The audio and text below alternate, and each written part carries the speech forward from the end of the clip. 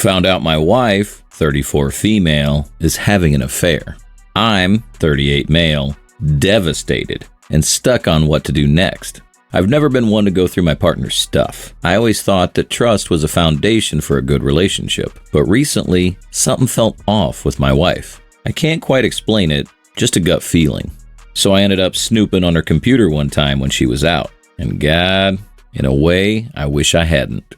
There were screen records from a video chat of this guy jerking off while my wife's face watched from a tiny square at the bottom. She was naked and looked like she might be doing stuff herself. I nearly threw up and had a headache the whole day.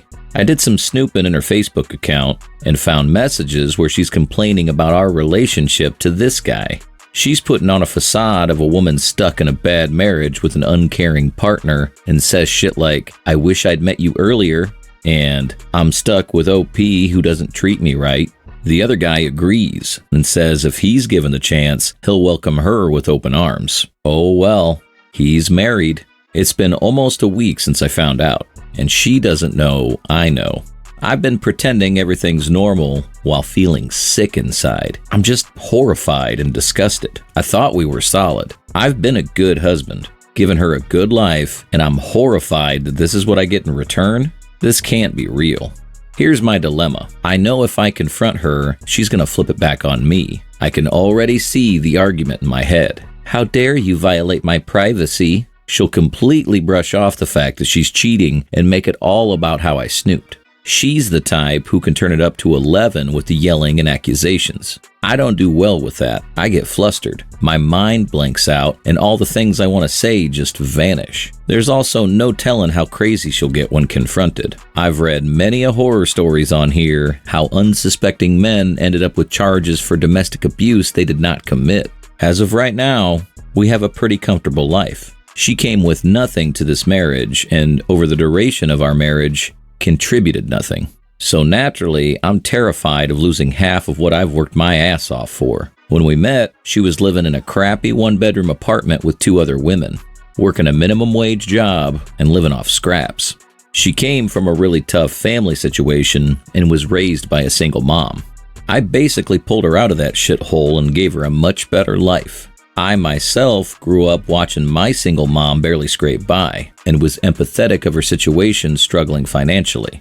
But she shat where she ate. So yeah, I'm stuck. I don't know how to bring this up without turning it into a total shit show. Part of me wants to pack my bags and be done with it, but I know that's easier said than done. Has anyone been in a similar situation? How the hell do I approach this without everything blowing up in my face? Any advice or insight would be great. Update. So, after sitting on the information for several days, I decided to confront my wife about what I found. I didn't bring up the screen recordings or go into the explicit details. I just told her I knew she'd been talking to someone else and that I'd seen enough to know it wasn't appropriate. She was caught off guard and immediately went into damage control mode. She said it was nothing serious because they'd never met in person and it was all just talk online. She said she was feeling lonely, felt disconnected from me, and that this guy was just giving her attention that she felt was missing. She said she knew it was wrong and was about to cut it off anyway. She kept insisting it wasn't physical, and since they never met up, it shouldn't be considered a real affair. I let her talk, let her make her excuses, and told her that I needed space to figure out if I could even consider working this out. She again tried saying that it wasn't a real affair, but I told her whether it was physical or not, this was a betrayal, so she had to move out and give me the space I need. She protested a bit and said we could fix things together, but I told her it was the only way I'd even consider working it out. Otherwise, I'm pulling the plug. She didn't like this arrangement at all, but she eventually agreed. I didn't give her any money or support when she left. I needed her to feel the true effects my absence in her life would bring. Take her back down the memory lane when her and her mom were dumpster living. A week later, she was practically begging to come back. She said she was starving and she'd even gone to a soup kitchen at one point because she was hungry. She kept saying she'd do anything to prove she was serious about making things right. I told her I'd consider taking her back if she signed a post-nup in my favor. I framed it like, if you're really committed to working things out, you should be willing to sign this to show me you're serious about redeeming yourself. She jumped at the chance and was back at home within the day. Now, I'm getting a lawyer to draw up a post-nup that'll protect all my assets. I'm playing nice and pretending to be hurt, but also moved by her willingness to work things out. But I'm planning to get my ducks in a row and file for divorce once the post-nup's locked in. For anyone wondering why I'm going this route, it's because I want to make sure I don't get screwed over financially after everything I've put into this relationship. I don't have a lot, but everything I have was earned through my blood, sweat, and tears. I'm not about to lose half of what I've built because she got bored and looked elsewhere for some fun. I'll update again once the post-nup is signed and I've moved forward with the next phase. Hopefully I can get this sorted out. Update 3.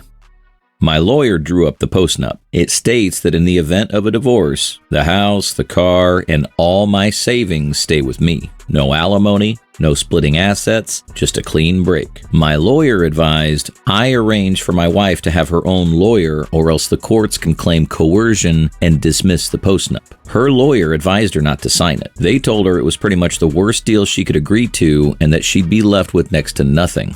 But she signed it anyway. Desperation will do that, I guess. She's been so rattled the past few days that I'd changed my mind about working things out and she'd be on the streets.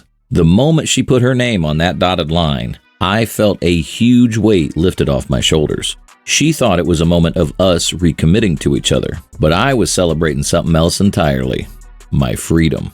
That night, I played the part of the loving husband who's willing to give things another shot. I took her out to a nice restaurant, pulled out all the stops. We ordered good food, drank some expensive wine, and she was all smiles, probably thinking this was the beginning of our fresh start. I guess, in a way, it was, just not in the way she thinks. I'd be walking out the door soon. I already got one foot. As soon as the post-nup is made official, my lawyer will draw the divorce papers up. She has no idea what's coming. I'm giving it a bit more time, keeping up the act until the dust settles, and then I'll be filing for divorce. She won't see it coming, and when it does, there won't be anything left for her to take from me. Thanks again to everyone who's been following along and offering support and advice. I'll be back with another update once the final steps are in motion. Almost there. Final update. It's been about 8 months since my last update, and a lot has gone down. Right after my wife signed the post-nup, I waited a bit to make sure till my lawyer got his papers in order, then I filed for divorce. After I served her those papers, shit hit the fan.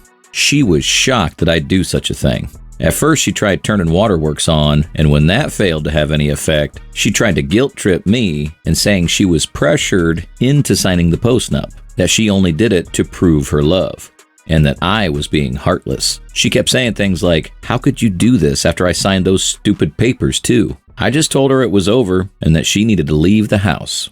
She refused and said that it was her house too. Things got crazy pretty fast after that. She started saying she had nowhere to go and that I was abandoning her.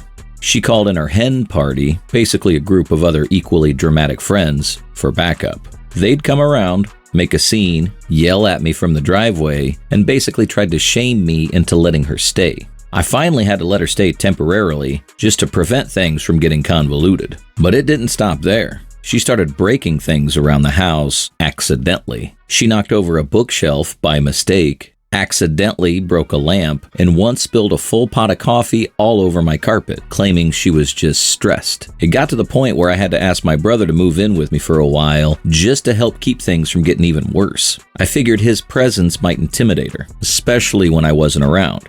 That's when she tried to pull a new stunt and claimed domestic abuse. She called the cops on us, saying she felt threatened with my brother around. Fortunately, the cops saw through her BS pretty quick. After that incident, I decided to cover my back and installed cameras all over the house. She was really upset about that. But even with the cameras, things were unbearable. Her friends would come over, party, and leave the living room trashed. Spilled drinks, food everywhere, even the occasional broken glass.